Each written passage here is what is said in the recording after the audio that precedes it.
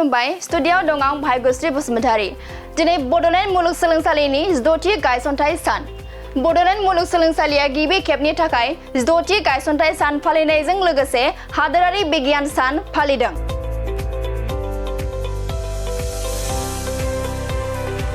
बड'लेण्ड मुलुगसोलोंसालिया 6थि गायसननाय सानखौ हादोरारि बिगियान सानजों लोब्बा लाखिनानै जोहोलाव नीलेश्वर ब्रह्मनि अडिटोरियामाव सानसेनि हाबाफारिजों गाजा गोमजायै फालिदों।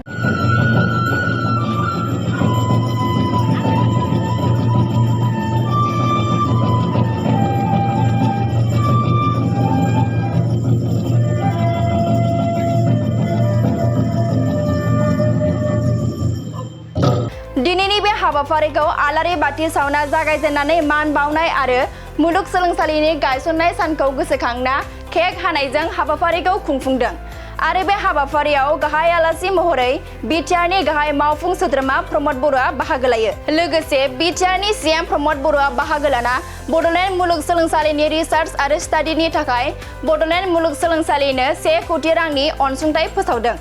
बेनि अनगायैबो बे हाबाफारियाव बड'लेण्ड मुलुगसोलोंसालिनि vice chancellor doctor Babulal Ahuja, registrar doctor सुबुं बसुमतारी, डक्टर सुरत नार्जारी, डक्टर प्रदीप फुकन, फरायसालिमा जौगाखां गौथुमनि सामलायगिरि आरो गुवाहाटी मुलुगसोलोंसालिनि केमिस्ट्रि बिफाननि बिबुंगोरा साहित्य एकाडेमि बान्था मोनगिरि डक्टर मंगल सिंह हाज'वारी आरो बारग' एमपि सानसुमा खुंगुर बैसोमुथियारि बिथांमोनहा बाहागो लायो।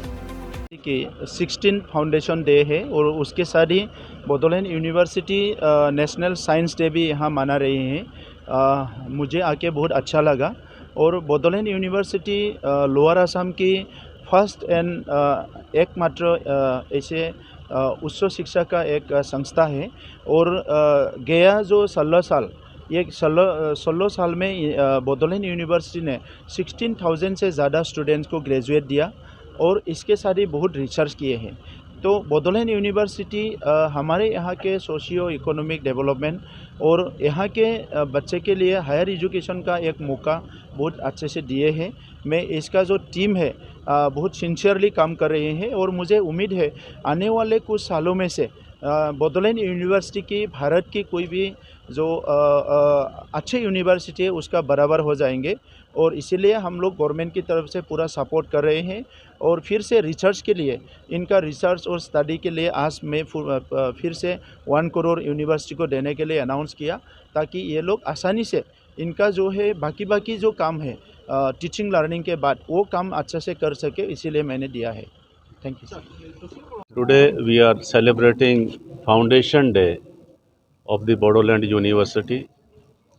So since last 15 years, this university is serving for the Bodoland region. We have 17 departments and today we have resolved that we will have 38 departments in this Bodoland University so that the BTR people are served in better way. And we also remembered all our seniors who have been the foundation stone, who have founded this university. Because you see what happens, those founder members who have really worked hard, directly or indirectly, their contribution cannot be forgotten. People see only the outer structures, say for example, people see only the outer structure of the buildings. They don't bother about the foundation stone. The similar thing happens in so many units also. So as Vice Chancellor, my duty was to bring all the senior persons together on the dais to respect them so that they can also see the tree which they have just grown, so how big that tree has become nowadays. So on the other hand, we are celebrating National Science Day also to celebrate the Raman Gold Medal, Raman Nobel Prize. So C.V. Raman was given the Nobel Prize on this day. And to take care of Bodoland region, students, society, and to spread this science between the Bodo community, we have founded in Bodoland Science Congress Association. I repeat it again, Bodoland Science Congress Association. The role of this society, which will be having its headquarters in the Bodoland University itself, will be to disseminate, to spread the scientific utilities in the general life, in getting the jobs in different type of firms, companies or government jobs, and in building the nation as well. Without science, we cannot survive. This is time of science and technology, artificial intelligence, machine learning, for which this Bodoland University is committed. We are wholly committed to our society, to uplift the society, and I'm sure that this university will progress within 2-3 years. We will have all the facilities of artificial intelligence and machine learning, etc. On Thank this you very much. auspicious occasion, the BTR chief has offered rupees Yes. 1 crore rupees for the And research BTR Chief studies. Shri Pramod Bodoji has been very kind enough to build this auditorium hall, which is basically witnessing the celebrations, and he has very kindly given 1 crore rupees to the Bodoland University for the development of different kind of activities in the university itself, and we are grateful to CEM Shri Pramod Bodoji for this purpose. Thank you very much. 13 years completed, but still not 16 years completed, but some departments still not introduced here. Yes, the thing is, we need to have more finance from the government of Assam. So accordingly, we have prepared the vision document, which we have also submitted to the Education Minister, sir, to BT, our chief also, and to government of Assam also. And we are sure that, and we hope that the new departments will come soon. And from the next session itself, we will have some self-finance courses like artificial intelligence, machine learning, and few other courses like law or forensic science or pharmaceutical science. So this we are planning.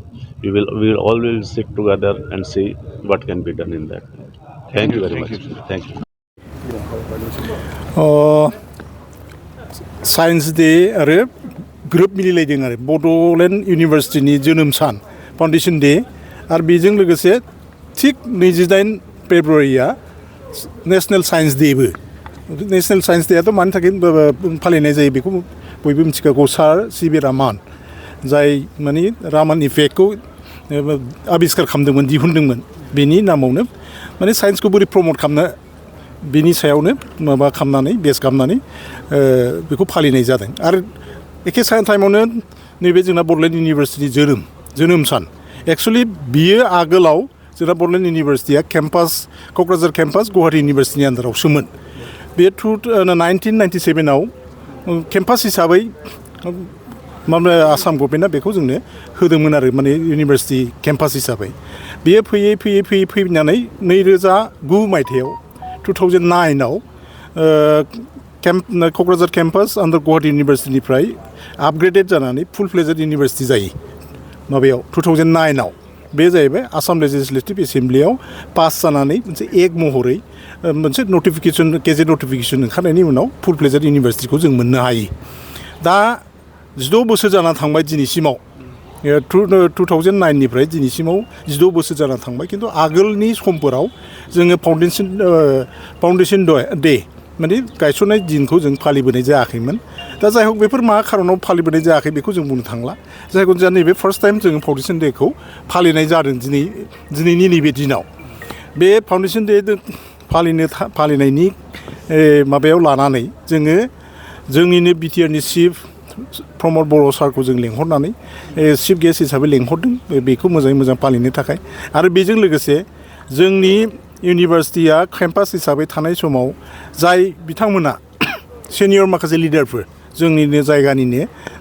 जेरै सानसुमा खुंगुर बसुमतारी आगोलनि MP पार्लियामेन्टनि लकसभानि आरो बिदिनो मंगल सिं हाज'वारि पद्मश्री एवार्डी आरो बिथांमोना actively बै समाव campus थानाय समनिफ्रायनो बिसोर ओरैबायदि नांथाबनानै मावबोदोंमोन बेखौ नैबे दिनै जे बड'लेण्ड इउनिभारसिटिया मोनसे फुल फ्लेजेड महर मोन्दों बे महर मोननायनि आन्दोआव बिसोरनो मावनानै बेखौ गोबां नांथाबनायनि गेजेरजों मावनायनि गेजेरजों नैबेसिम दिनैनि नैबे थासारियाव नैबे स्टेजाव जों मोनफैनो हादों आरो बड'लेण्ड इउनिभारसिटिखौ फुल फ्लेजेड महरै दा बेनो आरो जोंहा आगोलथाराव दङमोन मोनब्रै ना मोनबाल'मोन डिपार्टमेन्टआ केम्पास थानाय समाव बेनि उनाव फैयै फैयै 10थायाव फैदों बे 10था डिपार्टमेन्टस ओमफ्राय दा नैबे माबायाव 17था जाफैबाय आरो फुल फ्लेजेड इउनिभारसिटि मोनखांनायनि परै 17था डिपार्टमेन्टस जोंहा दा जोंनाव दङ बड'लेण्ड इउनिभारसिटिनि आन्दाराव जिहेतु दिनै बिटिआरनि गायखुंगिरि प्रमद बर'आ बड'लेण्ड मुलुगसोलोंसालि जौगाथायनि थाखाय 1 कौटि रां